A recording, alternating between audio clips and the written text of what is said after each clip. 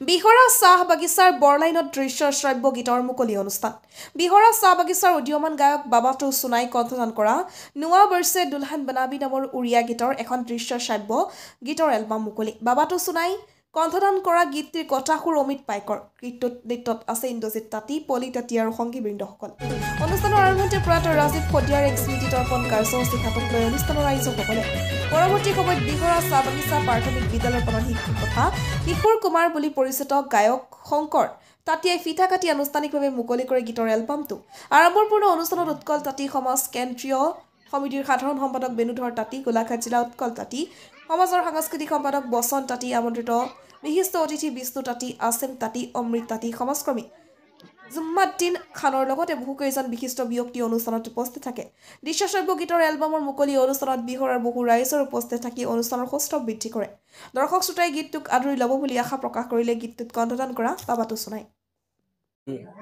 আমাৰ আসামৰীয়া চেণ্ট্ৰেল কমিটিৰ সহযোগত আমাৰ আজি এলবামটো আমি নোৱা বৰ্ষে দেখিছিলি ততেৰে ননি নোৱা বৰ্ষে দুলহন বনামি আৰু আমি আজি সকলোৱে আমাৰ পপি তাঁতী আছে আৰু পলি তাঁতী আৰু লগতে ইন্দ্ৰ দাদা আছে। আমি সকলোৱে কষ্টৰ মাধ্যমেৰে আজি আসামবাসীৰ ৰাইজক আমি উৰিয়া আমাৰ সম্বলপুৰী সকলোকে আপোনালোকৰ সাংবাদিক থ্ৰ দি আমি এই সকলোকে যাতে আমি এই এলবামটো যাতে সকলোৱে ছাবস্ক্ৰাইব কৰে, লাইক কৰে, কমেণ্ট কৰে, আশীৰ্বাদ কৰে আৰু আমি আশা কৰোঁ আৰু নৱপ্ৰজন্মৰ যাতে আমি যেনেকৈ আগবাঢ়ি গৈছোঁ আৰু আমাৰ উৰিয়া জনগোষ্ঠীৰ যিমান আমাৰ সাংবাদিক আছে বা আমাৰ লিডাৰ আছে, উৰিয়া কমিটিৰ চেণ্ট্ৰেল কমিটি, ডিষ্ট্ৰিক্ট কমিটি, আমাৰ উৰিয়া জনগোষ্ঠীৰ বা আসাম যিমান আমাৰ মানুহ আছে অসমত সকলোকে যিমান লিডাৰ আছে সকলোকে আমি প্ৰাৰ্থনা জনাইছোঁ। আমি এই মঞ্চৰ পৰা আমি বহুত দুখৰ কষ্টৰ মাজেদি আমি এই এলবামখন বনালোঁ। নিজৰ কাম বন এৰি যদিও নিজৰ সকলোকে আশীৰ্বাদ লৈ আমি আজি এই প্ৰগ্ৰামটো সকলোকে আজি আমি উন্মোচন কৰালোঁ গানটো। আৰু লগতে আমি আমাৰ এই প্ৰগ্ৰামটো যাতে নেকি ভিডিঅ'টো আপোনালোকে আপলোড কৰিব, ছাবস্ক্ৰাইব কৰিব, লাইক কৰিব, কমেণ্ট কৰিব যাতে আমি এই নিবনুৱা ল'ৰা ছোৱালী যদিও আমি হওঁ কিন্তু আমি বহুত দুখৰ জনগোষ্ঠী হিচাপে আমি আগবাঢ়িব বিচাৰিছোঁ। আৰু লগতে আমি আজি ৰাজীৱ ফদিয়া দাদা আজি আমাৰ মাজত নাই, তেখেতৰ কাৰণে আমি বহুত তেখেতৰ সদ্গতি বিষ্ণু শ্ৰী হৰিচৰণ আমি প্ৰাৰ্থনা জনাইছোঁ। তেখেতক পৰিবাৰ লগত ভালে ৰাখক আৰু লগতে তেখেতৰ আত্মাক প্ৰভু চৰণে ভালে থাকক। আমি ৰাজীৱ দাক ইয়াৰ পৰাই এই মঞ্চৰ পৰাই উৰিয়া জনগোষ্ঠীৰ হিচাপে চেণ্ট্ৰেল কমিটি হিচাপত আজি আমি এই শিল্পীময় বাবাটো সোণা তেখেতক আমি আশীৰ্বাদ কৰিছোঁ। পৰিবাৰবৰ্গ সকলোৱে ভালে থাকক, শান্তি থাকক আৰু ৰাজীৱ ফদিয়াক দাদাক সকলোৱে যাতে ভগৱানে তেখেতক মানে ভালকে ৰাখে, তেখেতৰ শ্ৰীচৰণত আমি প্ৰাৰ্থনা জনাইছোঁ।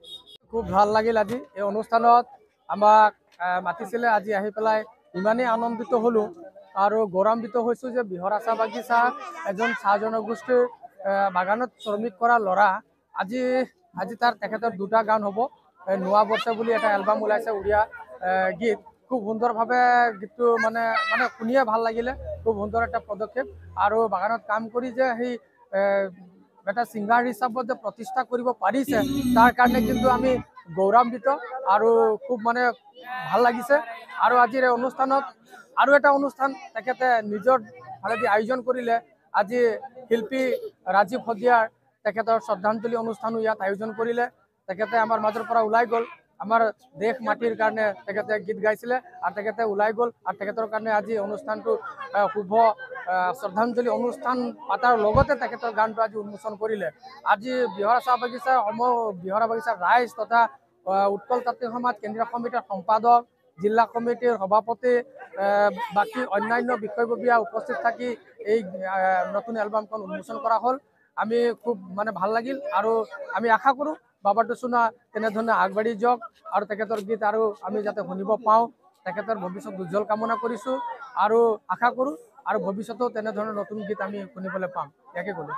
অতিকৈ আনন্দিত হৈছোঁ যিহেতু আমাৰে ভাইটি বাবাটো সোণা আজি তেখেতৰ অশেষ কষ্ট কৰি অমিত পাইকে লিখা গান বাবাটো সোণাই নিজে কণ্ঠদান কৰি যিসকল কুশলীক লৈ এই অনুষ্ঠানটো আজি ইমান ধুনীয়াকৈ আগবঢ়ালে তাৰ কাৰণে আমি আমাৰ ফালৰ পৰা ধন্যবাদ জনাইছোঁ তেখেতক আৰু তেখেতৰ ভৱিষ্যত উজ্জ্বল কামনা কৰি আমি তেখেতক আৰু আগবাঢ়ি যাবৰ কাৰণে আৰু জাতীয় সাংস্কৃতিক আগবঢ়াই ল'বৰ কাৰণে আমি আমাৰ ফালৰ পৰা অনুৰোধ জনাইছোঁ।